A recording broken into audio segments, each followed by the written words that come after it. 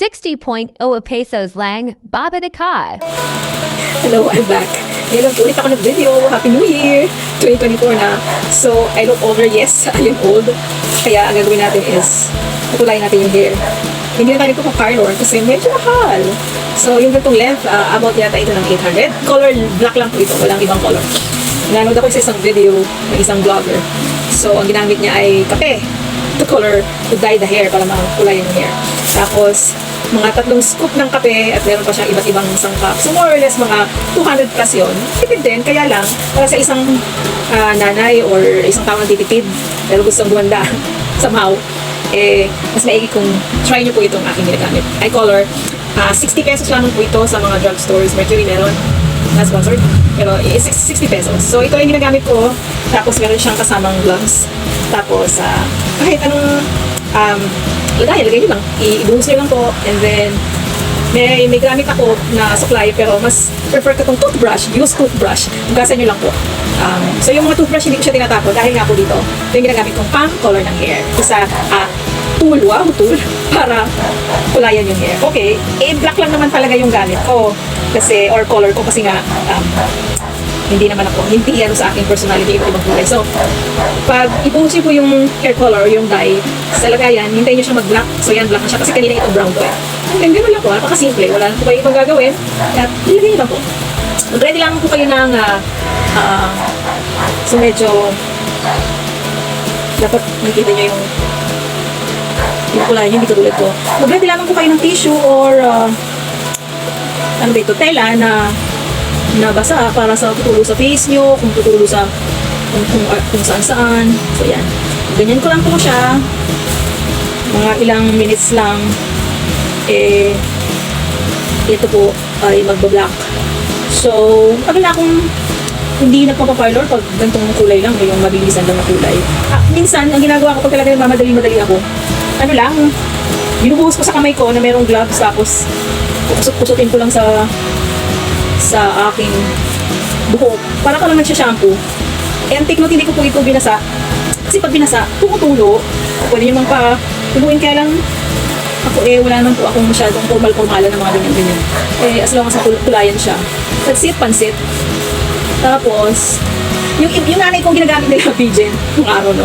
Pigeon, or whatever.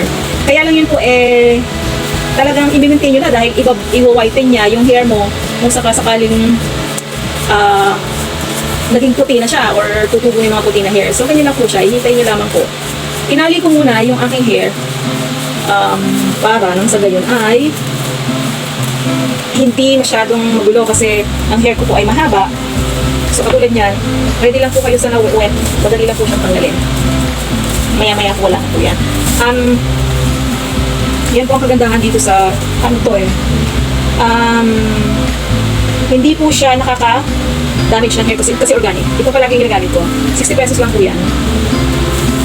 At kung kaya yung pagtulong sa kung sino man ang available sa inyong bahay, pwede naman. Pero since ako naman wala mag-isa, wala nang katulong, dito lang, supply.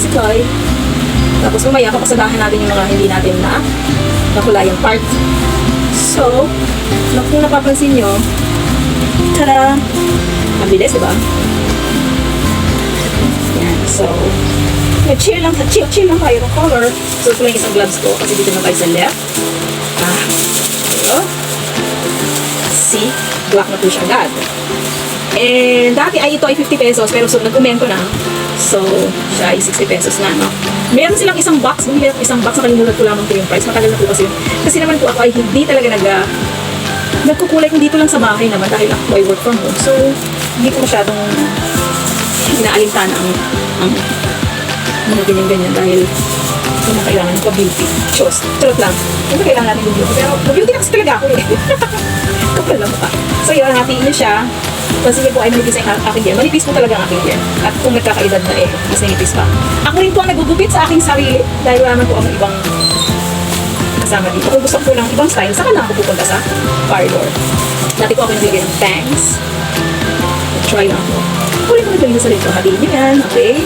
So, may guys, gitna.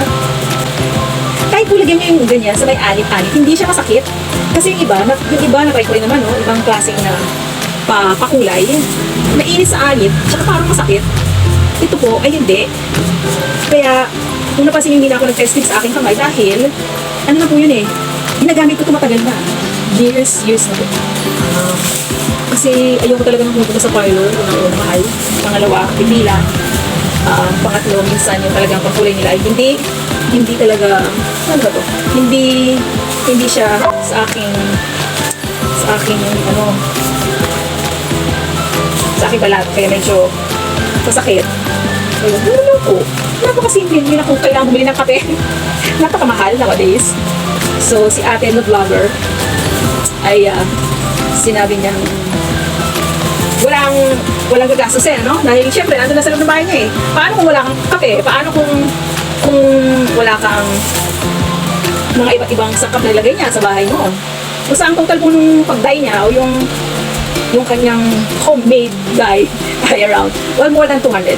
Yan. Ito namang akin eh, 60 pesos lang po ito. At ito naman po ay FDA approved. Ganyan na po siya. And then later on, we'll see the result. It's actually just right. Tsaka ano siya eh, malambot siya, parang nag-conditioner na. So there you go. There you have it. And then, mamaya, check po natin. And then dito, cut ka lang ulit. Same process. Kasi sa mga tulad ko nagtitipid tayo gumastos o ayaw lumabas ng bahay, pwede naman kung mag-stock ko lang dyan ng ilang piraso. O, edi, meron ka na pang color. Hey, you don't have to go to the parlor and spend so much. O, diba? Kasi look mo yan. See? The white hair, the old lady is still old, but she doesn't have gray hair anymore. Charot. Yun. So, medyo kailangan tutok lang. Ganyan. And then, patuyuin nyo, say, an hour, 30 minutes. Kung gusto nyo ng 1 hour para mas kumapit, fine. Kasi ako minsan, sobra pa sa 1 hour, hindi siya masakit eh. Pero kung kayo po ay first time nagagamit, try nyo lang po, baka hiyangan din po. No, tignan nyo inyong hair o sa inyong scalp. Yung color ng hair. And that's it. Just pull it like that. Yan. Ang dapat din ng hairline. Kasi hindi talaga lang talaga ako. Alam nyo na, hindi naman tayo kaya yung pinakamagandang babae sa balat ng buhay talaga yung tapos na pinipis ng buko, pagkakaroon ng wrinkles, nade-defy lang nila yung aging, but it's human nature. Hindi mo yan matatakasan kahit ikaw ang pinakamaganda, pinakagwapo, hindi na lang sa balat ng buhay. Eh, yun talaga eh. Doon tayo papunta lahat. So, we'll see the result later on. Keep on watching. Thank you so much sa mga nananatiling nanonood ng video ko. Wow! My fans! My fan base! Ang lola niyo.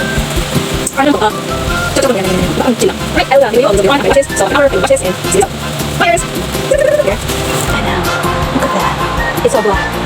And yung, charot lang po, nakatawa ko lang po kayo. Ito po, hindi ko pa po yan hinuhugasan. So, pinapatuyo ko muna siya. Yeah. Patuyuin ko lang po siya. And then, Wow.